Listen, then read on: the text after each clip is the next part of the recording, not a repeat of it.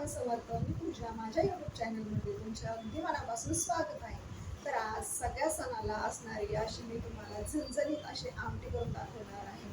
जी बघून तुमच्या तोंडाला देखील पाणी सुटेल. दुसऱ्या दिवशी तुम्ही देखील ती आमटी करा. चला तर मी दाखवते तुम्हाला रेसिपी. येथे मी सगळ्यात पहिल्यांदा कढईमध्ये 2-3 मिरच्या आपल्या याच्यानुसार तळून घ्यायच्या. नंतर मी खोबरं देखील घेतलेलं आहे आणि खोबरं देखील लालसर होईस्तोपर्यंत चांगलं परतून घेतलं आहे.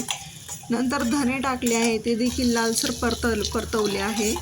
कांदा मी असा केलेला आहे कारण सध्या मी गॅसची बचत करत आहे, कारण इकडे गॅस सिलेंडर देखील मिळत नाही. नंतर मी जो मसाला मिक्सरमध्ये काढलेला आहे तो कढईमध्ये चांगला परतून घेतलेला आहे. जसं की त्याला तेल येऊस तोपर्यंत परतायचा. आणि मी त्याच्यामध्ये सगळे मसाले देखील टाकले आहे, जसे घरगुती मसाला, कांदा लसूण मसाला, मटण मसाला, असले जे वेगवेगळे आहेत, जसे तुम्हाला जसं लागते तुम्ही त्यानुसार तुम्ही ते टाकू शकता. आणि चांगलं लालसर होऊस तोपर्यंत त्याला परतून घ्यायची. त्याच्यामध्ये जी डाळ हे केलेली आहे, हरभऱ्याची डाळ देखील ते त्याच्यामध्ये टाकायची आणि ती देखील परतून घ्यायची. आपल्या याच्यानुसार पाणी घ्यायचं, पाणी देखील टाकायचं आणि मस्त झणझणीत अशी उकळी काढायची आणि ती उकळी चांगली 5-7 मिनटापर्यंत काढायची.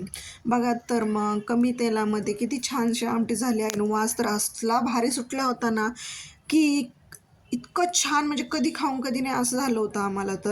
तर आम्ही इथे मस्तपैकी भाकरी कुस्करली होती आणि मस्तपैकी याच्यावर आम्ही तावदणका मारला होता आणि खूप छान वाटत होतं. तुम्ही देखील ही रेसिपी नक्की करून बघा कमी तेलामध्ये.